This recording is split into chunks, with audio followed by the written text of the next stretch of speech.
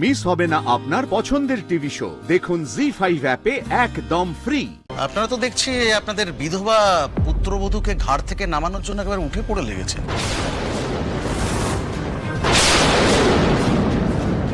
আর সেই জন্য বেছে বেছে আমার ছেলেকে ঠিক করতে হলো।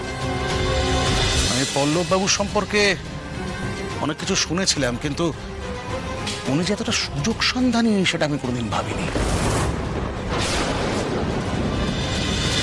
আমরা সত্যি জানতাম না যে আপনারা কিছুই জানেন না এই বিয়ের বিষয়ে। দেখো দেখো দেখো, তোমার গুণধর ছেলের কাণ্ড দেখো। এত বড় একটা বিষয় আমাদের জানায়নি পর্যন্ত। আচ্ছা ঠিক আছে, তুমি এখন মাথাটা একটু ঠান্ডা রাখো না, হয়তো এসে বলতো। আচ্ছা দিদি, আপনারা কি বৌমার বিয়ে দিতে চান না? হেমা, তা কেন হবে? নিশ্চয়। আসলে আমি ভাবছিলাম আপনাদের কথা। দেখুন, একবার আমাদের চেনা একজন পারমিতার কুষ্টি দেখে বলেছিল যে ওর বৈধব্য যোগ আছে। আমার ছেলেটা তো চলেই গেল, দেখবেন আবার আপনাদের যেন কোনো ক্ষতি না হয়।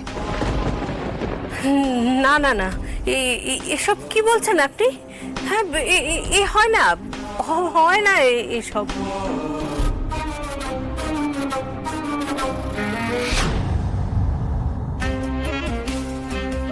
ঠিক আছে, আমি আজ চলি। আপনারা যেন আবার কিছু মনে করবেন না। না না, মনে করার কি আছে? আপনাকে অজস্র ধন্যবাদ, আপনি আমাদের অনেক বড় উপকার করলেন। আসুন।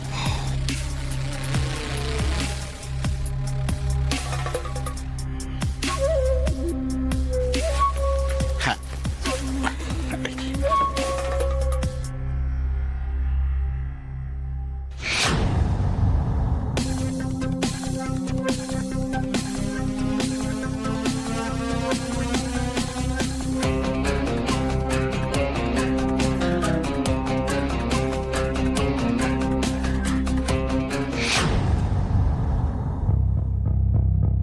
আর কেঁদো না, দয়া করে কেঁদো না। সারাক্ষণ শুধু ছেলে ছেলে ছেলে। উফ, আসতে দাও আজকে ওকে, তারপর ওর কি করি আমি। শোনো, তুমি আমাকে আটকাবে না, একদম আটকাবে না।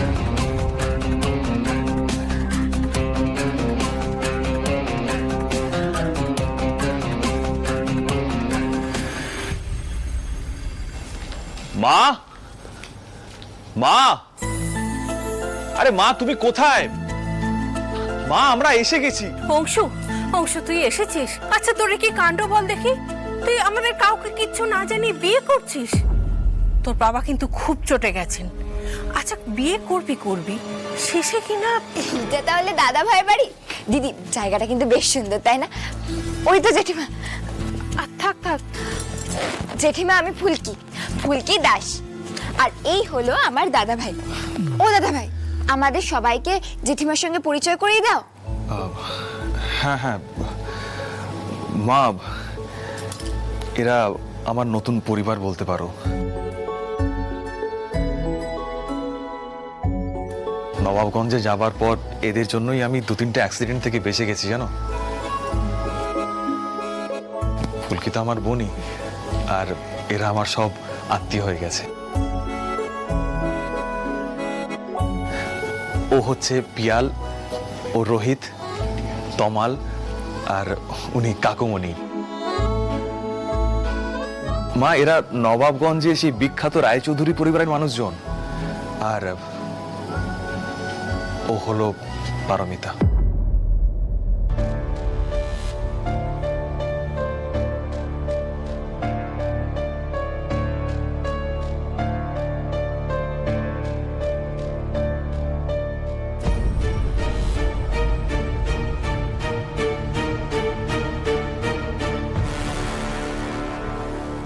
থাক,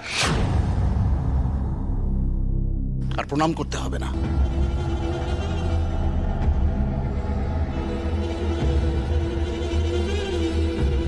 এই তোরা মিষ্টিগুলো রাখ এখানে। নমস্কার, আপনি নিশ্চয়ই অংশুর বাবা? আসলে দাদার খুব আসার ইচ্ছে ছিল, একটা কাজে আটকে পড়েছে বলে আসতে পারিনি। আমি এলাম কথাবার্তা বলতে। কাকুমণি, আপনি দাঁড়িয়ে কথা বলছেন কেন? বসুন না, বসে কথা বলুন।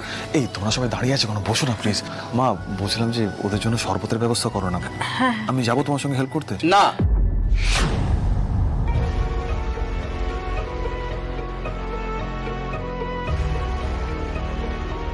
তুমি যথেষ্ট করেছো, আর মাকে সাহায্য করার দরকার নেই। আচ্ছা আমি বলছিলাম তুমি কোনো কথা বলবে না, হ্যাঁ প্লিজ।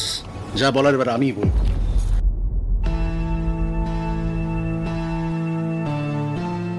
আপনি তো পল্লববাবুর ছোট ভাই, আর পারমিতা মেয়েটি আপনাদের পুত্রবধূ। আগে হ্যাঁ, দেখুন, আমার ছেলে আপনাদের কি বলেছে আমি জানি না, কিন্তু আপনারা যদি বিয়ে থার প্রস্তাব নিয়ে এখানে এসে থাকেন তাহলে আগেই বলে রাখছি, এই বিয়ে কিন্তু আমরা দেব না।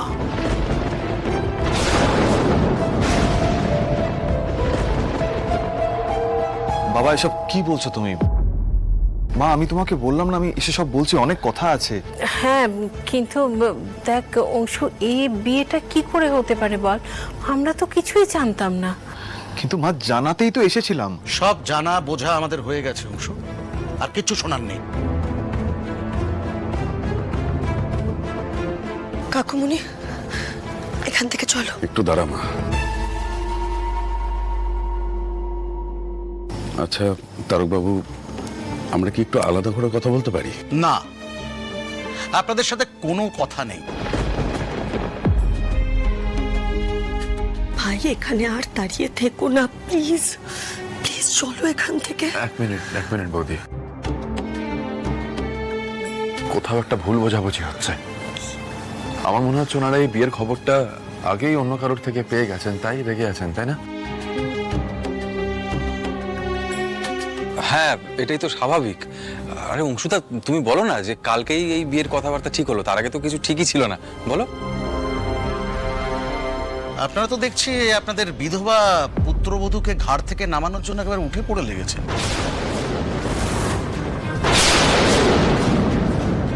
আর সেই জন্য বেছে বেছে আমার ছেলেকে ঠিক করতে হলো।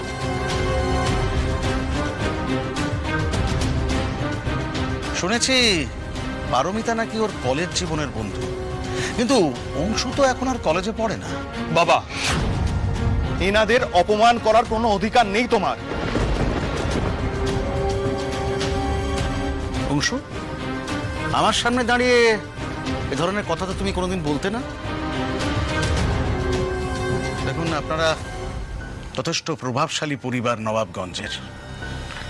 আমিও কিন্তু পুলিশে ছিলাম। আমার ছেলেকে ফাঁদে ফেলার কোনো অধিকার আপনাদের নেই। আমি পল্লববাবু সম্পর্কে অনেক কিছু শুনেছিলাম, কিন্তু উনি যে এতটা সুযোগ সন্ধানী সেটা আমি কোনোদিন ভাবিনি।